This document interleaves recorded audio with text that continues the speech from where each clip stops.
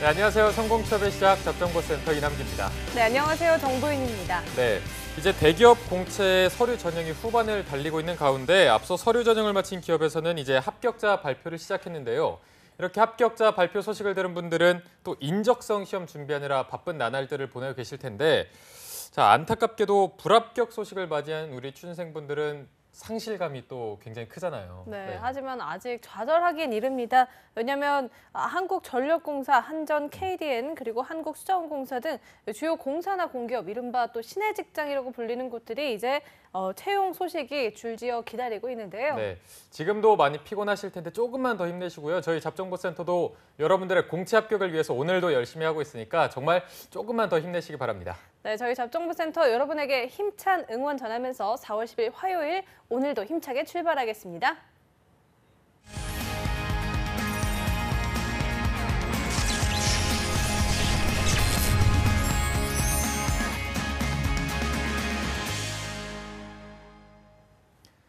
네, 춥고 어둡고 막막한 우리 취준생 여러분들에게 인생의 봄날을 안겨드릴 특집입니다. 봄날은 온다 시즌 2. 자, 어제 이어서 오늘도 우리은행 합격 전략을 살펴볼 텐데요. 은행하면은 이분 빼놓고 얘기하면 거의 합격할 수가 없다고 할 정도로 굉장히 은행권에서는 취업의 신이라고 불리는 분입니다. 커리어 칼리지의 미스터 뱅, 뱅쌤, 류수환 컨설턴트와 함께하겠습니다. 안녕하세요. 네, 안녕하세요. 안녕하십니까. 네. 네. 은행권 지원을 준비하는 분들은 이 백쌤과 함께하는 오늘 이 시간을 정말 많이 기다릴 것 같은데요. 네. 우리은행 어제 이어서 우리은행 한번 살펴볼 텐데 지원자들 사이에서 우리은행 선호도는 어느 정도 되나요? 지금 그 우리은행 그 서류 접수가 진행되고 있지 않습니까? 네. 그 우리 취준생, 은행권 취준생 분들은 우리은행 지금 열심히 적고 있습니다. 그 자소서 이제 마감이 그 다음 주니까요. 그리고 인기도는 우리은행 인기도는 상당히 높은 편인데 이제 뭐 은행권이 시중은행 전국구 시중은행이 한 6개 정도 되는데 6대 시중은행이라고 이야기하는데 네. 그중에 1등이라고 이야기하기는 좀 어렵지만 네. 1등 아니면 2등 안에는 들어갈 것 같습니다. 거의 상위에 랭크돼 있네요. 예, 예. 네. 사실 은행권이 전반적으로 다 인기가 높긴 하지만 유독 우리은행이 좀 지원자들 사이에서 중상위권의 인기를 유지하고 있는 이유가 있을까요? 우리은행이 일단 규모가 크니까요. 그 규모가 크고 네. 그다음에 이 지금 현재 그 발전 가능성이라 그럴까? 우리은행에 그 추진하고 있는 방향이 그 지금 아직 지주사가 지금 안 돼 있는 상태. 근데 네. 나머지 다른 은행들은 대부분 다 지주사가 되어 있습니다. 네.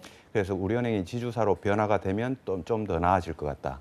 그리고 또 우리은행이 지금 추진하고 있는 그 특징 중에 그 재작년인가요? 그 이광구 은행장 시절에 그 위비 플랫폼이라고 하는 게 이제 스타트를 했지 않습니까?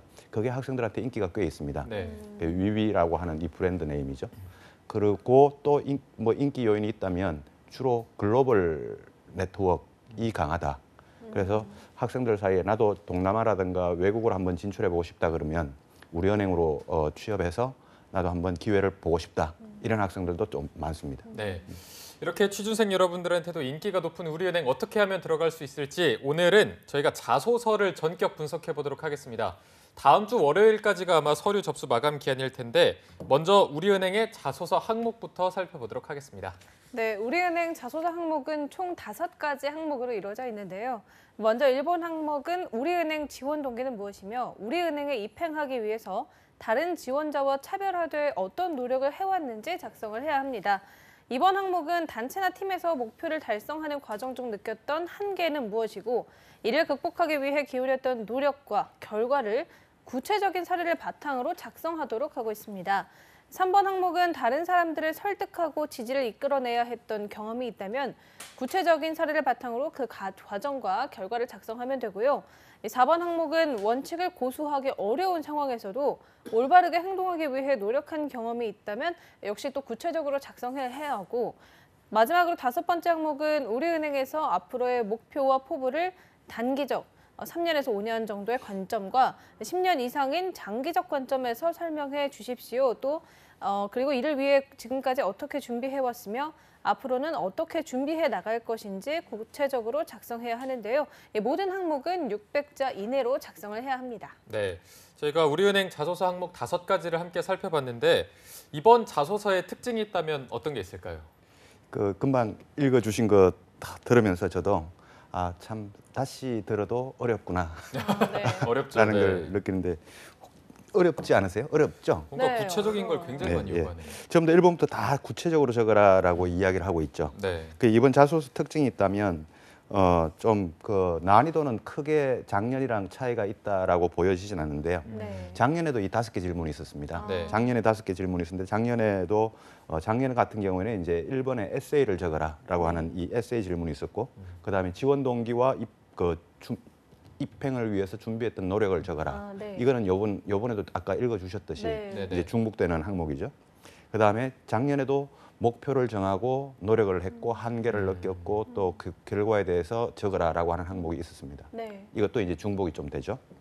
그다음 작년에는 그 영선 반부라고 해서 창의적인 사고를 그 액션 행동으로 이어졌던 창의적 사고와 창의적 행동을 해봤던 경험을 적어라라고 하는 질문이 있었어요. 네. 네. 근데 이번에는 이 질문이 없어졌죠.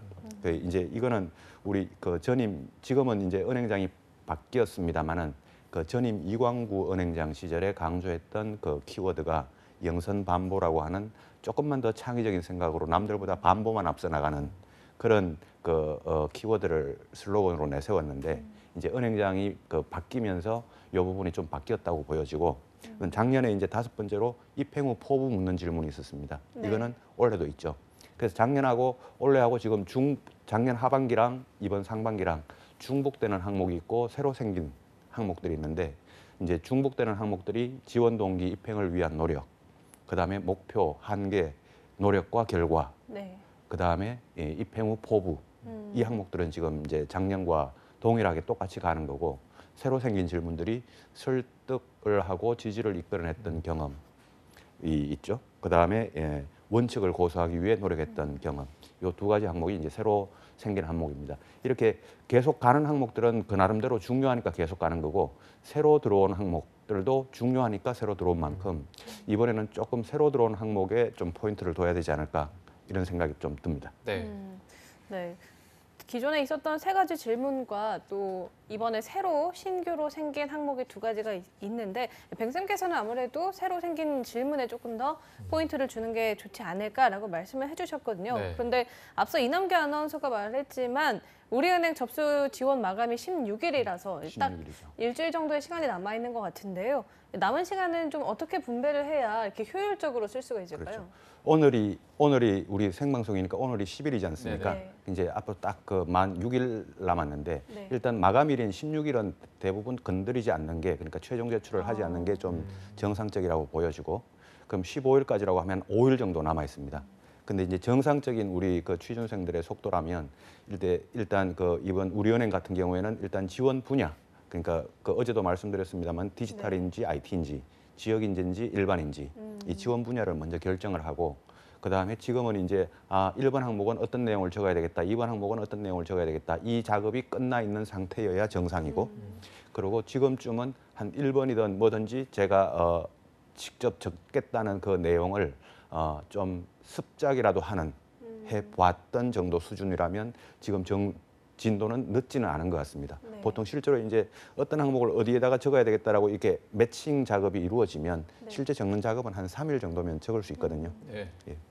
이게 아까 말씀하셨지만 최종 제출일은 건드리지 않는 게 좋다. 이게 이때는 접수자가 몰리면서 뭐 서버가 다운되거나 그런 이유 때문인가요? 예, 그 통상 채용 공고를 내면 이번에도 그런 멘트가 있었습니다. 그러니까 그 마감 시간에 임박해가지고는 제출하지 말라. 그 서버가 다운되거나 불이익이 생길 수가 있다라는 그런 이제 안내 멘트가 있는데 항상 있어 왔습니다. 네. 근데 지금 이제 서버가 뭐 다운되거나 그 정도로 우리 은행권 전산이 문제가 될 것 같지는 않고 그렇게 용량이 작거나 그런 건 아닌데 그럼에도 불구하고 이 은행이라고 하는 이 업종의 특성이 항상 미리 준비된 인재 그런 인재를 좋아하다 보니 그 마감일까지 이 자소서를 이제 터치하는 건드리는 수정하는 이런 액션은 미리 준비된 인재 그리고 미리 준비해 왔던 지원자의 모습을 보여주기에는 좀 부족하다.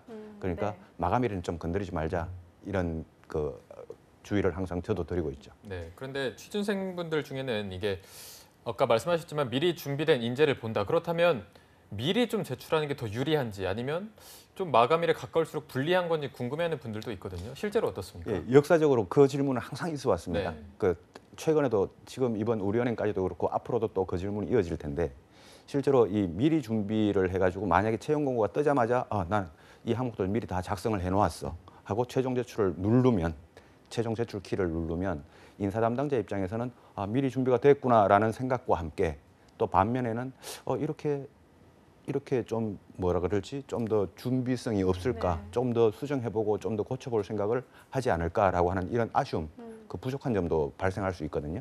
또 마감일에 가까이 가면 좀 미리 준비하지 이런 단점이 있는 반면에 진짜 준비성이 철저하구나, 마지막까지 계속 검토하는구나 이런 장점이 생길 수도 있으니까 항상 일정일단이 다 있으니까 어느 쪽이 유리하다 이건 없고요.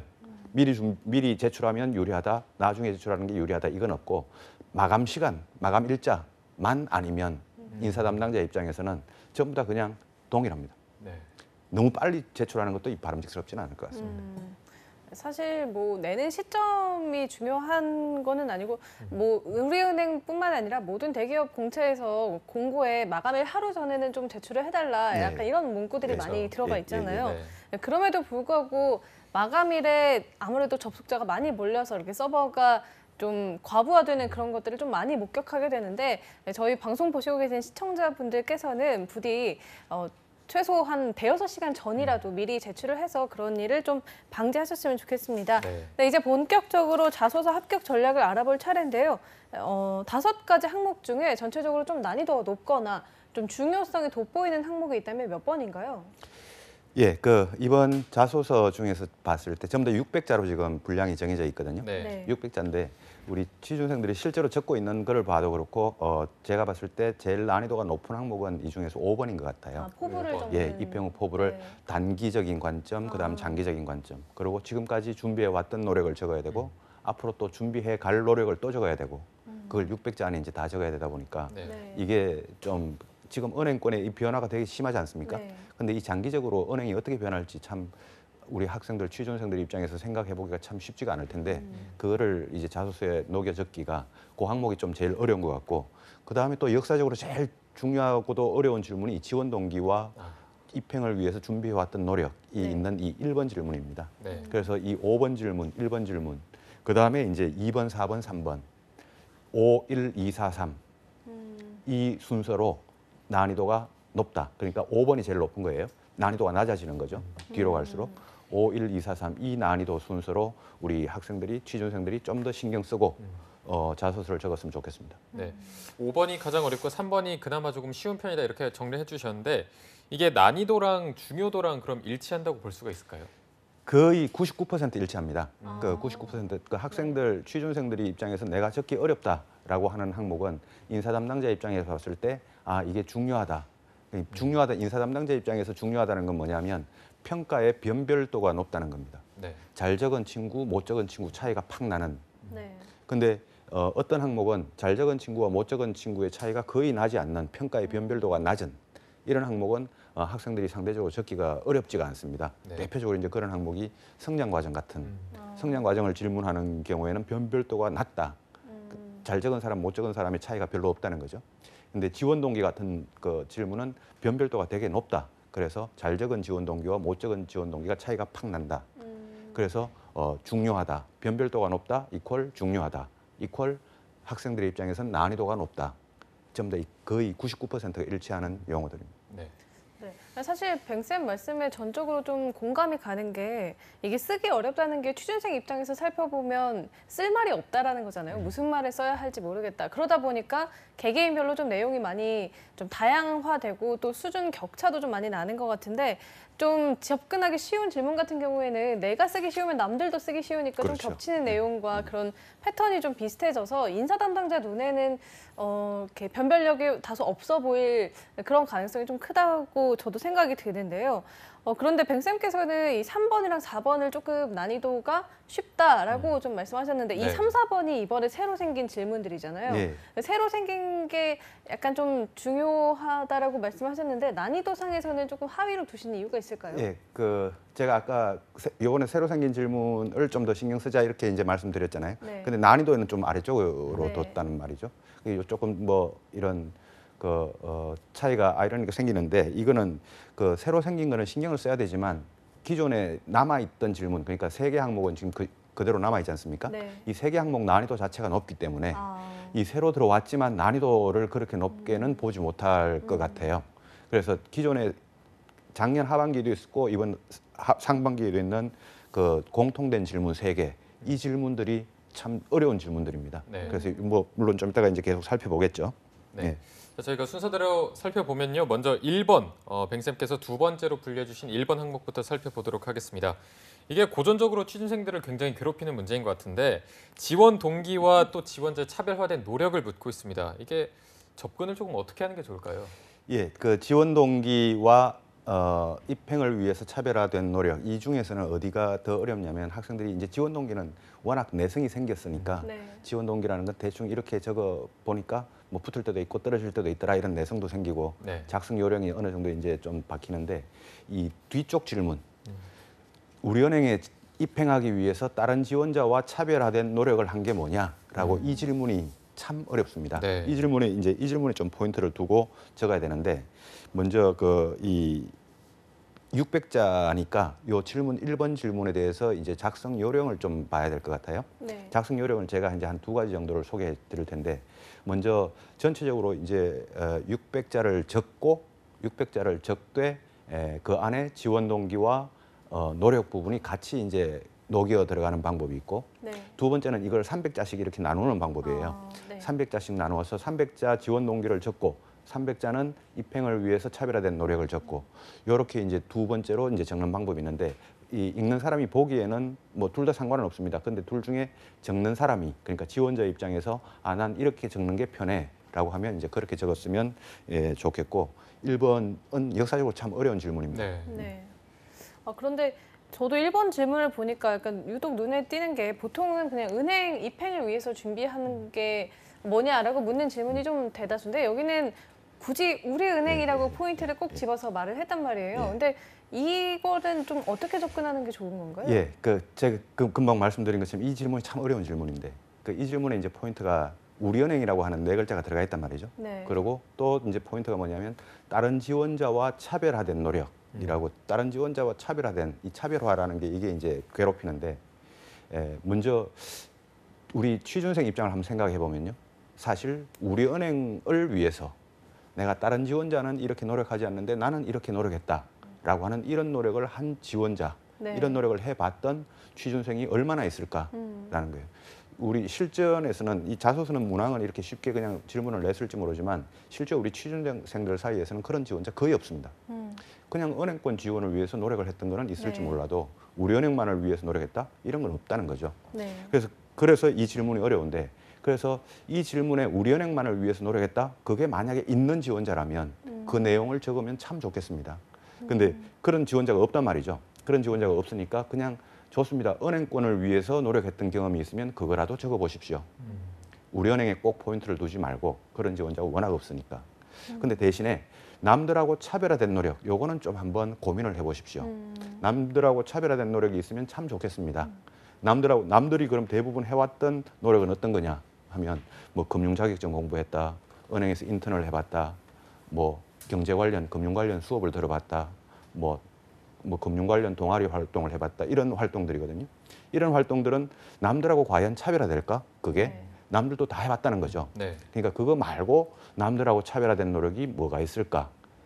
이거가 포인트가 되는데 이 부분을 찾아내는 우리 지원자는 자소서 요 항목 적기가 어렵지 않겠지만 대부분이 이 찾아내기가 참 어려울 것 같아요. 네. 네.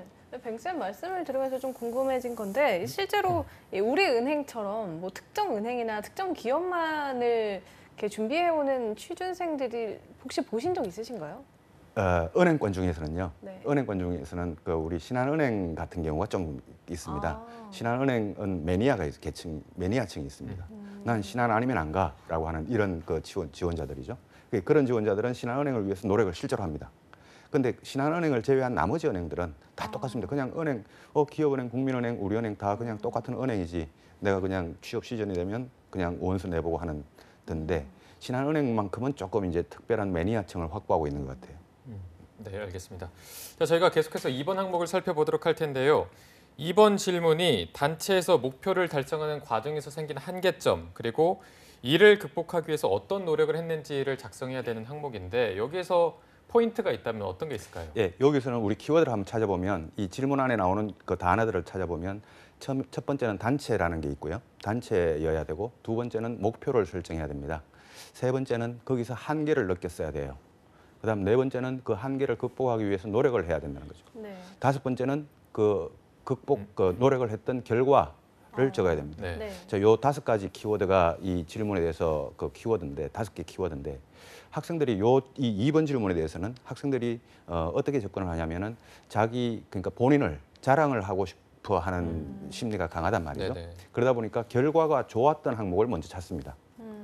결과가 좋았던 거, 내가 그래서 성공했던 거, 네. 어떤 단체에서 노력해서 목표를 정하고 노력해서 성공했던 거를 찾는데 여기 성공 사례를 적으라는 그런 질문은 아니죠. 네. 성공이란 말은 없단 말이죠.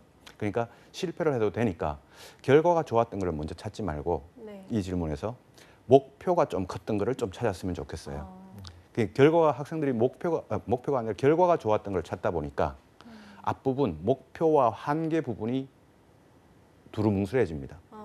그냥 보통 평범한 목표, 평범한 한계 거기에서 이제 결과가 좋았던 그 내용들을 찾게 되는 거죠. 그래서 그 결과가 꼭 좋지 않아도 되니까 목표와 한계 이 부분이 좀 남달랐던 이런 그 경험들을 좀 찾아보면 이번 질문에서 좀 남다른 답변이 나올 수 있을 거라고 생각이 됩니다. 네. 이번 질문에 좀 단체에서 목표를 달성하는 그런 과정에서 생긴 한계점과 또 그런 결과를 쓰라고 나와 있는데 저는 대학생 때 그 단체라고 하면 뭐 동아리나 뭐 봉사활동, 뭐 팀플 이 정도밖에 떠오르지 않는데 대부분 다들 그럴 것 같단 말이에요. 네. 많이들 겹칠 것 같은데 내용이 어떻게 맞습니다. 보시나요? 맞습니다. 아까 그래서 이제 제가 결과가 좋았던 걸 찾다 보니 이제 목표 쪽이 이제 희미해지면서 목표와 단체 활동이 대부분의 학생들이 대학생들로서 이 단체 활동을 해왔던 게 가장 흔한 게 팀플, 봉사활동, 동아리 뭐 이런 정도의 수준이거든요. 네. 그래서 이 팀플, 봉사활동, 동아리 요 경험이 일단 아니었으면 좋겠습니다.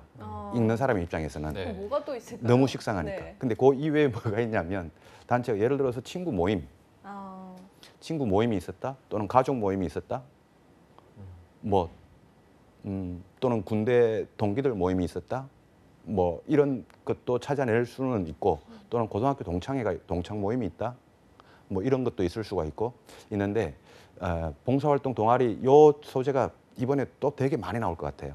여기에서 발생하는 여러분들의 한계, 여기에서 발생하는 여러분들의 노력과 결과는 대부분이 뻔합니다. 네. 그래서 남들하고 차별화된 소재가 나오기가 좀 어려울 건데 금방 우리 보현 아나운서님께서 지적해 주신 것처럼 요 단체 활동, 봉사활동, 동아리, 팀플 요 단체 활동이 아닌 단체를 한번 찾아보는 것도 요 항목을 접근하는 키포인트가 될 수 있을 것 같아요. 네. 그런데 많은 학생들이 지금 대학 생활을 하면서 그렇게 엄청난 특별한 경험이나 특이한 경험을 할 기회가 그렇게 많지는 않거든요. 그래서 어쩔 수 없이 뭐 스터디 활동이나 이런 뭐 모임 등을 써야 한다면 접근법이나 했던 노력들이 조금은 다르게 접근해야 될 것 같은데 예. 이런 부분을 조금 어떻게 접근하는 게 좋을까요? 그렇죠. 그 스터디 활동 그것도 괜찮습니다. 스터디 활동도 단체고 팀이죠. 그 스터디 활동 같은 것도 좋고. 근데 그 스터디 활동에서 요 질문에 대해서 그 포인트는 뭐냐면 목표를 설정을 하라라고 이제 돼 있는데 목표가 좀 남달랐으면 좋겠어요. 그러니까 보통 평범한 목표, 예를 들어 스터디 팀 활동을 하는데 우리 팀은 그냥 으쌰으쌰하고 뭐 잘해서 뭐 취업률 50% 이상 달성을 하자. 뭐 이런 정도의 목표보다는 좀 남다른, 예를 들어서 우리 스터디 팀은 취업도 좋지만 인성적인 면에서 뭐 한 달에 한 번씩 봉사활동을 해보자라는 이런 목표를 정했다라고 한다면 그런 좀 남다른 목표가 있어야 되고 그다음에 두 번째는 이제 한계가 있어야 되는데 우리 대학생들이 느끼는 한계가 대부분 비슷비슷합니다. 그렇죠. 어떤 멤버, 그중에 멤버 하나가 좀 엇박자를 내서 그 팀의 분위기가 와해될 뻔했다라고 하는 게 이게 이제 가장 흔한 그 한계의 소재에 나오는 내용인데 네. 그 멤버 한 명이 엇박자를 내서 그 팀의 분위기가 와해될 뻔했다라는 거는 어느 팀이나 다 그런 그 한계는 다 있거든요. 네. 다 있으니까 요거 말고 진짜 내가 고민을 해서 진짜 내가 한계를 먼저 만들어냈을 수도 있고 본인이 내가 과연 이 팀의 조직에 과연 기여할 수 있을까라는 것을 생각하면서 내가 팀의 한계 요인이 본인 스스로가 됐을 수도 있고 그게 꼭 친구가 아니라요. 이런 한계도 진짜 좀 고민을 한다면 네. 네. 내가 그 주인공이 될 수도 있고 내가 그 답이 될 수도 있는데 꼭 우리 그 취준생들은 친구 탓을 돌려요. 그렇죠. 친구를 끄집어내서 친구가 잘못해서 친구를 어떻게 했다 이런 이야기를 합니다. 그 방법이 좀 식상한 패턴이고 본인 스스로 조금 더 고민을 해서 깊이 있는 고민을 해서 깊이 있는 한계, 조금 더 남다른 한계를 찾아내보는 게 요 항목의 포인트인데 목표와 한계에 대해서 제가 금방 이야기를 했지 않습니까? 근데 노력과 결과는 다 비슷합니다. 노력과 결과는 다 좋아요. 대부분이. 목표와 한계마저 식상해지면 이 답변은 내려가니까 그 네. 점수가 내려가니까 목표와 한계만큼은 좀 남다른 거를 찾아라. 그래서 제가 아까 목표부터 접근을 하라 그랬죠. 결과부터 접근하라는 게 아니라. 네네. 그래서 요 항목이 목표와 한계 쪽에 좀 더 포인트를 주십시오. 그러면 결과가 꼭 좋지 않아도 되는 거예요? 그렇죠. 여기 질문에 결과가 좋았던 내용을 적어라 또는 성공 사례를 적어라 이런 내용은 없지 않습니까? 네네네. 그러니까 결과가 안 좋아도 되니까 목표와 한계가 인사 담당자 읽는 사람의 입장에서 봤을 때 이 지원자는 그래도 결과는 안 좋았지만 그때 한계 상황에서 참 큰 고민을 했겠다. 그때 참 큰 고비를 넘겼겠다. 그때 참 극복하느라 힘들었겠다라고 하는 게 저한테 전달이 될 수 있다면 결과는 꼭 좋지 않더라도 문제가 안 될 것 같아요. 네. 네, 이어서 이제 3번 항목의 전략법을 한번 짚어볼 텐데요. 3번 질문은 이번에 새로 생긴 질문입니다. 네. 설득과 지지에 대한 질문인데 이 질문은 좀 어떻게 준비하는 게 좋을까요? 예, 이게 이번에 새로 생긴 질문이죠. 네. 이 질문을 우리 학생들이 취준생분들이 적은 답변들을 보니까 여기에 이제 우리 아나운서님들께서는 어떤 항목을 어떤 에피소드를 적을지 한번 떠올려 보실 것도 좋을 것 같은데요. 네. 학생들이 어떤 거를 주로 많이 적냐면 영업과 세일즈를 하면서 고객을 설득했던 그런 에피소드를 여기 이 항목에 많이 적더라고요. 예를 들어서 핸드폰 판매 매장 아르바이트를 하면서 그 고객을 설득해서 고객한테 그 핸드폰을 판매했던 경험. 네. 이게 이제 은행에 도움 될 것 같으니까 세일즈와 영업 그렇죠. 경험이 이런 경험을 이제 적는데 제가 그래서 그 학생한테 제가 거꾸로 질문을 했습니다. 그럼 너도 핸드폰 가게에 가서 핸드폰 사봤지? 예, 사왔습니다. 그럼 너는 그 판매원 매장 직원한테 설득을 당하고 지지를 해줘서 네가 그 매장에서 핸드폰을 구매한 거냐? 아니요, 그건 아닌데요. 라고 이야기를 해요. 그럼 너는 그 판매 아르바이트를 하면서 고객을 설득했다고 생각하냐? 머리를 긁어요. 네. 이거는 고객을 설득해서 물건을 판매한 경험은 아니라고 보여지죠. 반대로 고객의 입장에서도 직원한테 설득을 당해서 그 상품을 구매하는 건 아니겠죠. 그 상품에 대한 니즈가 있으니까 구매를 했겠죠. 네. 그것처럼 여기에 영업과 세일즈에 관련된 경험을 여기 고객을 설득했다는 것은 고객은 설득의 대상이 아닙니다. 고객은 존중의 대상이지. 고객을 설득했다라고 여기에 이 에피소드를 적으려고 하지 말고 설득은 예를 들어서 부모님을 설득했다. 또는 친구를 설득했다. 친구가 유럽으로 배낭여행을 가자는 걸 나는 미국으로 배낭여행 가자고 설득을 했다. 이런 설득이 충분히 있을 수 있으니까 네. 꼭 영업과 세일즈와 관련해서 이 항목을 보려고 하지 말라. 그런 항목들이 그런 답변들이 참 많더라고요. 네. 이게 말씀하신 대로 고객을 무조건 설득의 대상으로 해서 이 학문에 대해서 글을 썼던 분들은 이게 뻔한 스토리로 흐를 수 있기 때문에 다시 한번 생각을 해보는 것도 굉장히 좋을 것 같습니다. 자, 다음은 4번. 4번 역시 새로운 항목인데 원칙을 고수하기 위해서 어려운 상황에서 올바르게 행동하기 위해서 어떤 노력을 했는지 이게 소신을 묻는 것 같기도 하고 그 사람의 가치관을 묻는 것 같기도 한데 이 항목은 어떻게 작성하는 게 좋을까요? 이 항목도 이번에 새로 나왔죠. 네. 새로 나왔는데 이 항목은 우리 그 도덕성과 규칙 준수, 공정성, 가치관 이런 거에 대한 질문을 하고 있다. 이렇게 우리가 접근을 했으면 좋겠고 이 항목도 제가 아까 처음에 이제 설명했을 때 그렇게 난이도가 높은 항목은 아니다라고 이쪽에 분류를 해 놓았는데 우리 학생들 입장에서 그렇게 어려운 항목은 아니라고 보여집니다. 이제 포인트를 도덕성 이쪽으로 두면 예를 들어서 대학교 다니면 보통 그런 유혹 한 번씩 다 있습니다. 컨닝을 한번 해볼까 말까. 예를 들어서 시험 기간 중에 실제로 자소서 소재로도 많이 등장을 하고요. 근데 이런 항목들이 이제 요 항목에 들어가는 에피소드로 나오면 되겠죠. 근데 컨닝을 한번 해볼까 말까라고 하는 그런 에피소드가 있다면 이 항목에 나와도 되는데 컨닝 이야기는 적지 마십시오. 이건 식상하니까요. 네. 아무래도 좀 저번에는 좀 창의성을 묻는 질문이 나왔다면 이번에는 좀 윤리성을 물어보는 게 이 우리은행이 처한 외부 환경과도 좀 밀접한 연관이 좀 있어 보이는데 네. 마지막으로는 이제 5번째, 5번 항목을 짚어볼 차례인데요. 5번이 제일 어렵기도 하고 또 제일 중요할 것 같다라고 말씀을 해주셨는데 이 포부를 단기와 장기로 나눠서 설명해라라고 하고 있거든요. 이거는 좀 어떤 식으로 접근하는 게 좋을까요? 예, 그 아까 제가 말씀드렸지만 5번이 제일 어렵다고 말씀드렸지 네네. 않습니까? 분량은 600자 딱 정해져 있는데 이 안에 단기적 목표, 장기적 목표를 적어야 되고 그 안에 현재까지 노력해왔던 내용을 적어야 되고 앞으로 또 입행 후에 노력해 갈 내용까지 다 적어야 되다 보니까 그래서 일단 이거를 구조화시키십시오.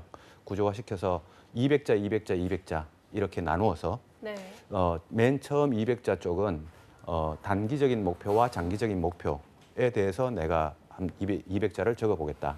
그러면 좀 적기가 조금 나아질 거예요. 네네. 네. 그다음에 중간에 200자, 그 200자에는 그 목표를 이루기 위해서 내가 지금까지 현재까지 노력해왔던 부분에 대해서 이제 중간 200자를 적어보시고 네. 마지막 200자에는 입행 후에는 내가 이렇게 노력해가겠다라고 하는 내용을 이렇게 구분해가지고 구조화시켜서 적어보시면 질문했던 내용도 다 답변할 수 있고 이제 그거를 이제 200자를 어떻게 줄이느냐 이게 좀 이제 관건이 될 것 네네. 같은데 그 사이에서 이제 그렇게 이제 구조를 만들어 보시고 요 답변은 좀 미래에 대한 고민, 우리은행의 미래에 대한 고민을 좀 하고 적는 게 좋을 것 같아요. 특히 제가 어제 말씀드렸던 그 지역 인재 있죠. 네. 지역 인재 같은 경우에는 그 지역에 내가 지원을 해서 그 지역이 앞으로 미래에 어떻게 될 것인가, 그 지역에서 내가 어떻게 될 것인가를 고민을 하면서 요 답변을 좀 적어봐야 될 것 같습니다. 네. 먼저 600자라는 분량이 적기 때문에 구조화자고 먼저 200자씩 나눠서 하는 게 더 좋은 전략이다 이렇게 말씀해 주셨는데요. 이게 앞에서 1번 문제에서도 뭐 우리은행에 들어오기 위해서 차별화된 노력을 한 게 뭐 있냐 이렇게 물었는데 여기에서도 뭐 지금까지 뭘 준비했느냐 이렇게 묻고 있거든요. 그러면 1번 항목과 조금 같은 대답이 나와도 무방한 건지 상관이 없는 건가요? 예, 이 질문 우리 학생들이 되게 많이 합니다. 네. 1번에도 그 지금까지 입행을 위해서 무슨 노력을 해왔냐, 차별화된 노력이 뭐냐, 이 질문하고 5번하고 같은 거 아니냐. 그래서 그 중복돼도 되냐 이런 질문을 많이 하는데 음면이 다릅니다. 달라서 네네. 1번은 우리은행 입행을 위해서 차별화된 노력을 묻고 있고 5번은 네 꿈과 목표를 위해서 지금까지 뭔 노력을 했냐 이 네. 질문을 하고 있기 때문에 음면이 다르다고 할 수 있고 네. 우리 취준생분들도 이 답변 노력했던 내용은 달리 적었으면 좋겠습니다. 달리 그 입행을 위해서 노력했던 부분은 뭐 예를 들어서 우리은행을 방문해보고 뭐 우리은행 선배들을 만나보고 이런 내용을 적었다면 네 꿈을 위해서 노력했던 거는 뭐 AFPK 금융 자격증을 공부하고 뭐 학문적으로 뭐 공부하고 뭐 시장을 직접 간접적으로 경험해보고 이런 내용이 적히듯이 이렇게 좀 달리 적었으면 좋겠습니다. 네. 백쌤 말씀을 들을수록 사실 저는 되게 어렵다, 네, 까다롭다 이렇게 어려워요. 느껴지는데 좀 구체적으로 좀 가이드나 사례 같은 거 좀 네. 들어주실 수 있을까요? 그 입행 그 지금 1번과 5번 그 질문 말씀이시죠? 네.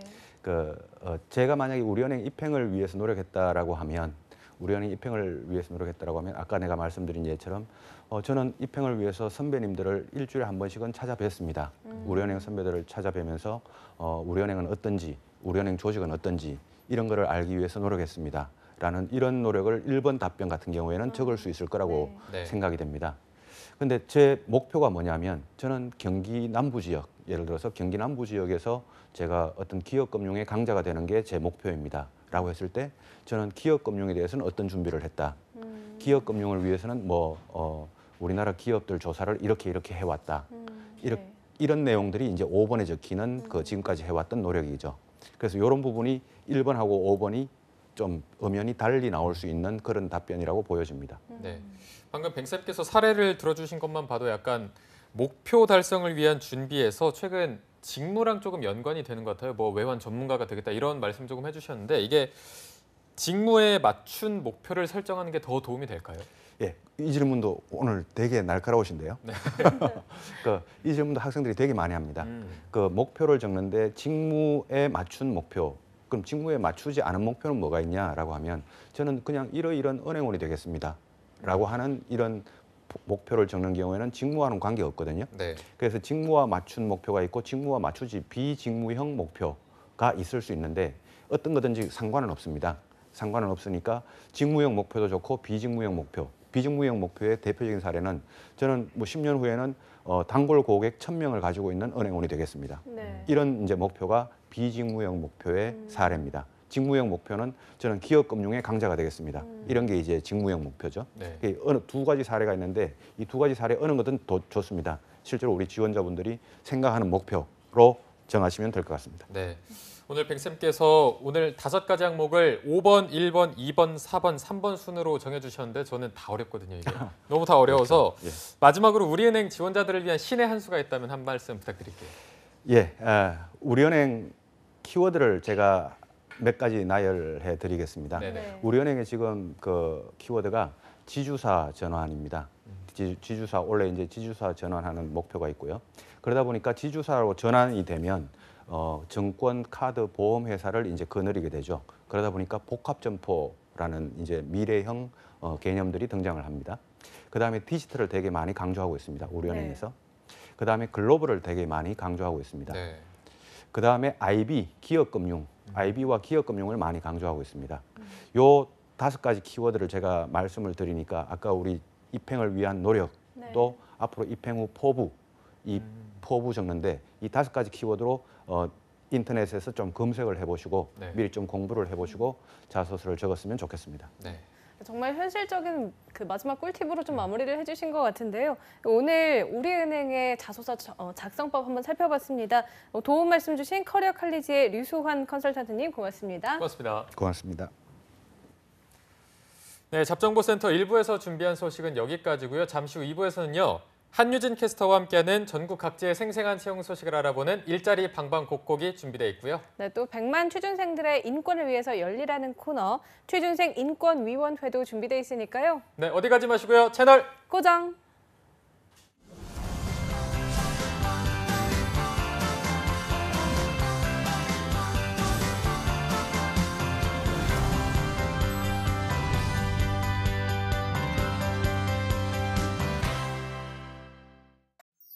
슬플 거라 생각 말아요. 그런 사연 없어요. 불편할 거라 생각 말아요. 그런 사연 없어요. 힘들 거라 생각 말아요. 그런 사연 없어요. 사랑하고 존중하는 우리는 다양한 가족의 모습을 존중할 때 행복이 더해집니다. 오늘도 행복해요.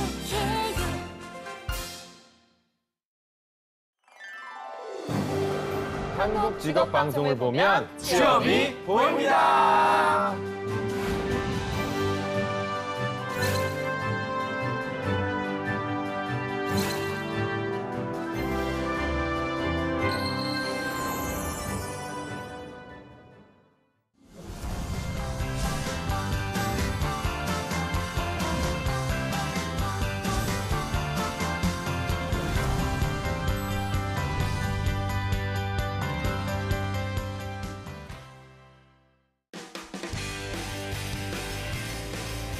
네, 성공섭의 시작 잡정보센터 2부의 문을 또 활짝 열어봤습니다. 저희가 2부에서는요. 취준생들의 인권을 지키는 방법을 알려드리는 취준생 인권위원회가 준비되어 있고요. 네, 전국 각지의 생생한 채용 소식을 알아보는 일자리 방방곡곡부터 마련되어 있습니다. 먼저 만나보시죠.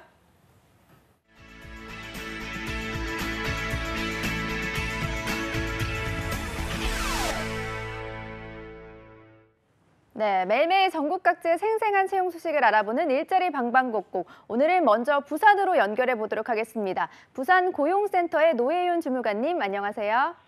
안녕하세요. 부산 고용복지플러스센터 노효윤입니다. 네, 주무관님 첫 번째 일자리 소식부터 전해주시죠. 네, 이번 주 소개해드릴 부산 지역 구인기업은 동래구 낭민동 소재의 주식회사 태조 엔지니어링 부산지사입니다. 서울에 본사를 두고 있는 건축 및 토목 엔지니어링 서비스 업체로 고용노동부 청년 강소기업이며 채용 분야는 토목 설계 기술자 2명입니다. 일반 토목 단지 설계 및 내역 작성 등의 업무를 수행하며 지원 자격은 초대졸 이상, 학력의 경력은 5년 이상자 지원 가능합니다. 그 밖에 토목 관련 전공자, 관련 자격증 소지자 우대한다고 합니다. 주 5일 근무로 급여는 연봉 3천만 원에서 연봉 5천만 원에 상력은 400% 별도로 있으며 경력에 따라 면접 시 급여 조정 가능합니다. 접수 마감일은 5월 1일까지이니 지원을 희망하시는 분은 워크넷을 참조하여 구비 서류를 준비하신 후 이메일 지원해 보시기 바랍니다. 네, 지원 자격과 우대 사항을 잘 체크하셔서 지원하시기 바랍니다. 주무관님 바로 다음 소식도 전해주시죠. 다음으로 소개해드릴 기업은 창원시 웅남동 소재의 건영테크 주식회사입니다. 자동차 부품 제조업체로 고용노동부 청년 강소기업이며 채용 분야는 품질관리원 신입 1명입니다. 중장비 부품 수입검사, 품질관리 및 고객사 품질 대응 업무를 수행하며 지원 자격은 대졸 이상 청년층 지원 가능합니다. 그 밖에 산업공학, 기계공학 전공자, 컴퓨터 활용 능력 우수자, 학점 우수자, 인근 거주자, 차량 소지자, 운전 가능자 우대한다고 합니다. 주 5일 근무로 연봉 2,800만 원에서 3,000만 원이며 복리후생으로는 기숙사, 직원 대출 제도, 각종 직원 복지 제도 등이 있다고 합니다. 채용 시 마감되는 구인건으로 현재 창원 고용센터에서 채용 대행 중이오니 관심이 있으신 구직자분은 워크넷을 참조하여 구비 서류를 준비하신 후 이메일 지원해 보시기 바랍니다. 네, 채용 시 마감되는 구직건입니다. 구직자 여러분들은 서둘러서 지원하시기 바랍니다. 주무관님 오늘 소식 고맙습니다. 감사합니다. 네, 다음은 전주로 가보도록 하겠습니다. 전주 고용복지 플러스 센터의 이호순 주무관님 안녕하세요. 안녕하세요. 전주 고용복지 플러스 센터 이호순입니다. 네, 주무관님 첫 번째 일자리 소식 전해주시죠. 네, 이번 주 소개해드릴 사업장은 유한회사 신성정밀입니다. 전라북도 김제시 만경읍에 소재하고 있으며 자동차 및 트레일러 제조업체에서 특장차 및 자동차 부품 후 구매 및 자재 관련 업무를 수행할 자재 구매 사무원 1명을 채용합니다. 학력, 경력 무관하게 지원 가능하며 캐드 가능하신 분을 우대한다고 합니다.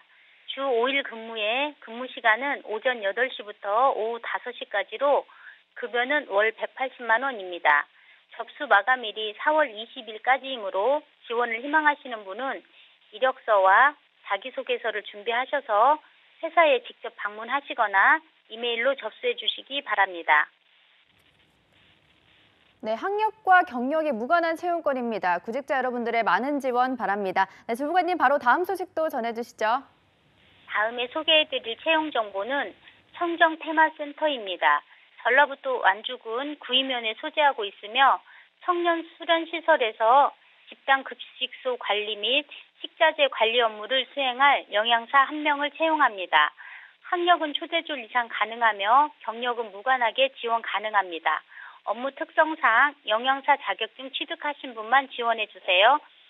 격주 토요일 근무이며 근무 시간은 월요일부터 금요일은 오전 8시 30분부터 오후 6시까지이며 토요일은 격주로 근무를 하시는데 근무 시간은 오전 8시 30분부터 오후 2시까지입니다.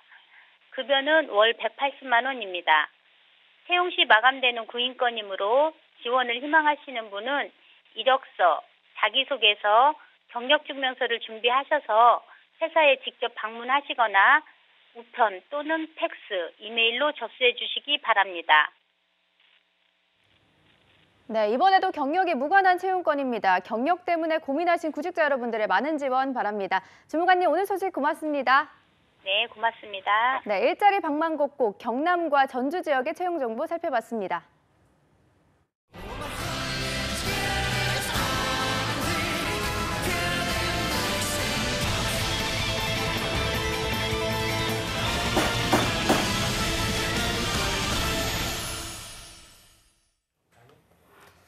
네, 국회에서 취업준비생들의 인권을 위한 보호법 제정을 추진 중이죠. 이렇게 국회에서 취준생 인권보호법을 위한 움직임이 있는데요. 네, 저희 잡정보센터에서는 취준생들의 인권을 지키는 방법을 알려드리는 취준생 인권위원회가 있습니다. 네, 그동안 몰라서 넘어가고 또 약자라서 넘어가야만 했던 이런 불편한 일들 우리 취준생분들이 많이 겪었을 텐데요.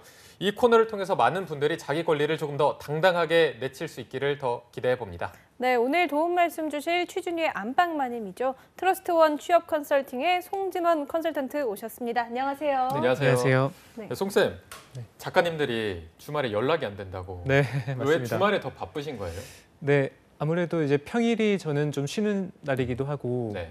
또 어쨌든 취업준비생들이 아마 저보다 바쁠 거예요. 그래서 좀 취업준비생보다는 좀 일찍 일어나고 늦게 자야 되지 않나 그런 생각을 좀 바쁘게 지내고 있습니다. 몇 시쯤 일어나세요? 주말에? 저는 6시에 일어나려고 노력을 하고 6시 에? 있어요. 6시 전에 최대한. 네. 엄청 바쁘시네요, 주말에. 네. 진짜 일찍 일어나시는 것 같은데요. 네, 또 한 분 더 나와 계시죠. 오늘도 수고해 주실 2부의 도우미 한유진 캐스터도 나와 있습니다. 어서 오세요. 안녕하세요. 안녕하세요. 저희가 지난주부터 한유진 캐스터의 소감을 매일매일 듣고 있는데 프로 소감러로서 오늘 취준이 2번째 활동입니다. 네. 지난주에 또 망치를 한번 쳐보셨을 텐데 소감이 어떠셨는지. 네. 소감 언제까지 물어보실 건가요? 여기까지 합니다. 소감을 준비하는 것도 좀 힘듭니다.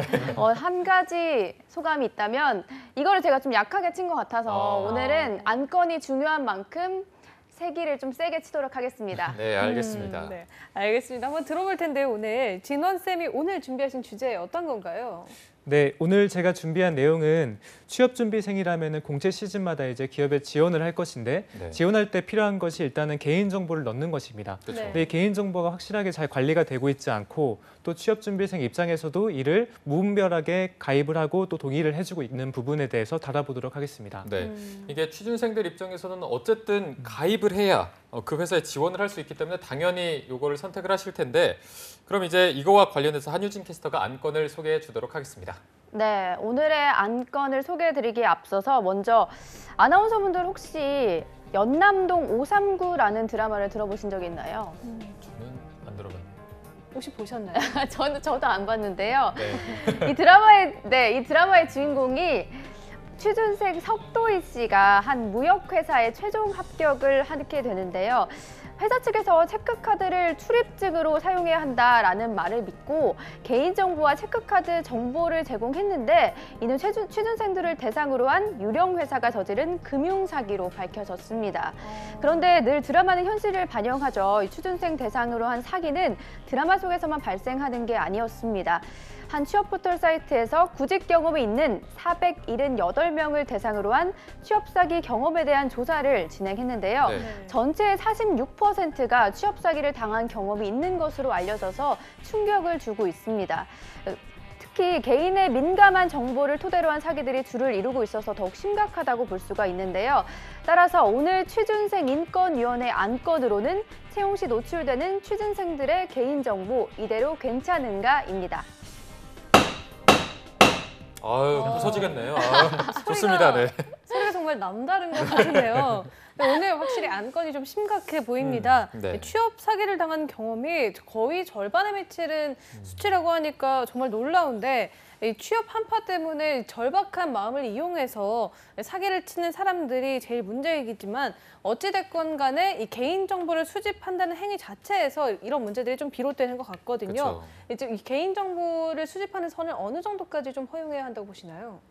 네, 일단은 정부가 블라인드 채용이라든지 그런 부분 때문에 이제 정보를 최소화하고 있긴 하나 그런 것들이 아직 대기업이라든지 사기업 등은 아직 많이 이제 다뤄지지가 않는 부분이죠. 그래서 네. 좀 문제가 되는데 저는 합격 전과 후로 좀 나눠봤으면 좋겠습니다.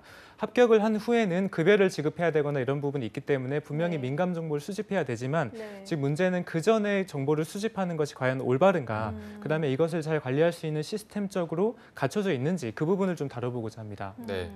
사실 이게 취준생 입장에서는 이거를 기업의 시스템을 바꿀 수 있는 입장도 아니고 울며 겨자 먹기로 지원하고 있는 상황인데 그렇다면 취준생분들이 스스로 조심해야 되는 방법밖에 없는 건가요? 네, 그렇죠. 아무래도 지금 기업 측을 제가 말씀드리긴 했는데 취업준비생 측에서도 좀 문제가 있는 부분이 저희가 조사를 좀 보니까 네. 개인정보 활용 약관을 읽어보지도 않고 그냥 동의한다. 그래서 선택사항도 바로 그냥 동의를 한다든지 네. 이런 부분이 좀 있습니다.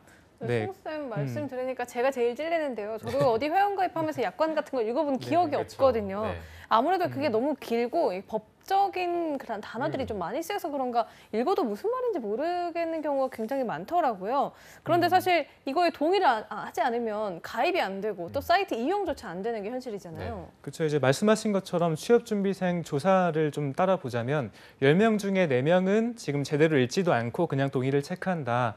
그다음에 체크하지 않는 이유는 어차피 동의를 하건 안 하건 입사 지원하려면 무조건 동의해야 되기 때문에 네. 그런 답변 때문에 아무래도 좀 구조적으로 한계가 좀 있는 것 같습니다. 네. 그리고 이어서 다른 내용들이 네네. 있을까요? 그래서 네. 이제 아까 전에 무조건 동의해야 가입을 해야 되는 경우가 53% 정도가 됐었고 네네. 이어서 약관 내용이 너무 길어서 읽지 않는다라는 것이 35.3% 정도. 네네. 그다음 별로 중요한 내용이 없기 때문에 그렇지 않은데도 불구하고 어쨌든 8.2%. 그다음에 작은 글씨, 시간 부족 등으로 꼼꼼히 읽기 싫다라는 하는 부분이 2.8%입니다. 결과적으로 지금 사이트에 적어져 있는 그런 개인 정보들이 본인한테 중요한 걸 잘 모르는 거예요. 그래서 이 부분을 통해서 저희가 왜 읽어봐야 되는지를 명확하게 설명드리는 그런 시간이 좀 되겠습니다. 네. 혹시 한유진 캐스터 같은 경우에는 네. 이런 거 약관이 막 길게 뜨잖아요. 그런 거를 다 읽어보시고 체크하시는지. 아니요, 안 읽어보죠. 왜 이렇게 단호하시죠? 읽을 필요가 없다고 생각했는데 아.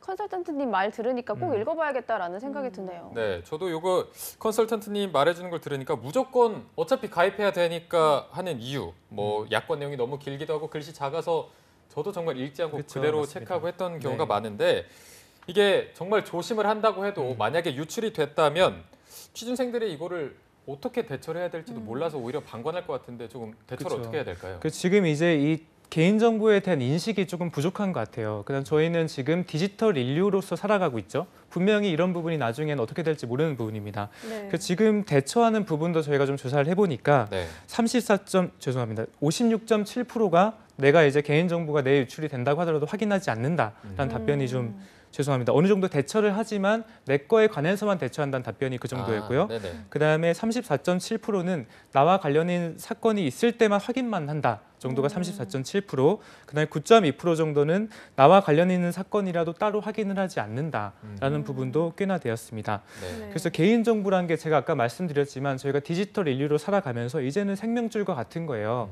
그래서 권리에 이게 이제 개인의 인격 그다음에 재산권과도 되게 연관이 되게 있는 부분이기 때문에 네. 이 부분을 확실하게 좀 보고서 저희가 권리의식을 갖고 이거를 다뤄야 되지 않나 생각이 듭니다.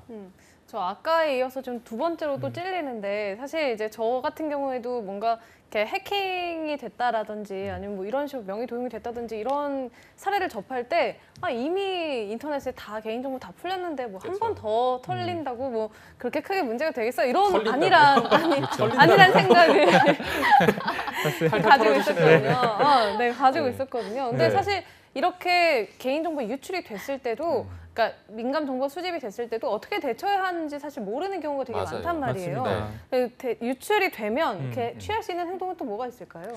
그래서 지금 이제 개인정보가 유출됐던 그런 사례들을 보자면 대부분의 이제 프로세스를 보자면 의무가 위반했는지 기업에 이제 개인정보를 잘 보관해야 되는 그런 의무를 위반했던 거랑 개인의 이제 손해가 발생했겠죠. 그거하고의 인과관계를 먼저 입증을 해야 됩니다. 네. 입증을 해서 만약에 손해 발생이 그런 개인정보 부주의로 인해서 발생했다. 그러면은 이제 손해가 나올 것인데 네. 대부분의 이제 취업 준비생의 손해는 금전적인 거하고 조금 별개로 정신적 손해 또는 시간적 손해랑 가깝습니다. 네. 그래서 이 부분은 어쨌든 법원에서 추상적이긴 하나 관대하게 인정을 해주고 있어요. 결과적으로 정신적 손해, 시간적 손해 또한 이제 법적으로 보호받아야 될 부분이다라고 설명하고 있는 부분이죠. 네, 이게 금전적인 손해면 기준이 조금 더 명확할 텐데 말씀하신 그렇죠. 것처럼 취준생분들은 정신적이나 시간적인 손해가 발생해서 그 기준이 네. 조금 애매할 것 같은데 뭐 맞습니다. 상대적으로 관대하게 인정한다면 어떤 기준으로 이게 배상을 인정하고 있는 건가요? 네, 일단은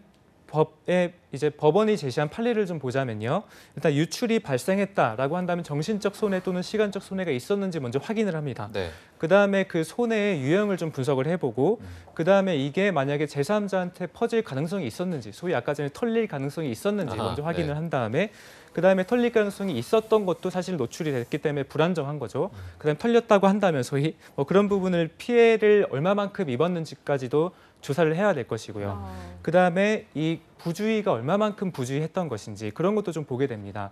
사실 제가 말씀드렸지만 어려운 부분이에요. 그래서 이 부분은 법원도 개별적인 사건에 하나하나 이제 보고서 판단을 하게 됩니다. 네. 그래서 일반적으로 뭔가 딱 정하기는 좀 어려운 부분이지 않나 생각이 듭니다. 네. 이 유출 사건이 나에게 닥쳤을 때 이 사건을 좀 구체적으로 보고 그에 따라 대처를 해야 한다고 하셨는데 저도 사실 들었는데 어떻게 대처해야 할지 아직 그렇게 확실하게 그렇죠. 감이 네. 잘 안 오거든요. 네. 이 보상제도는 그럼 상황에 따라서 지금 유동적으로 달라지게 되는 건가요? 그래서 이제 개인정보 유출의 경우에는 현재 지금 최근에 생긴 그런 사태죠. 그래서 아직까지도 손해배상액이 크거나 그렇지 않습니다. 네. 그래서 위자료 형식으로 30만 원 정도 주어지는데 사실 턱이 없죠. 그래서 이 부분은 최근에 대형 이제 정보 유출 사건이 많이 발생하기 때문에 네. 법원도 판례가 많이 쌓일 것이고 그에 따라서 법도 좀 명확해져야 될 것입니다.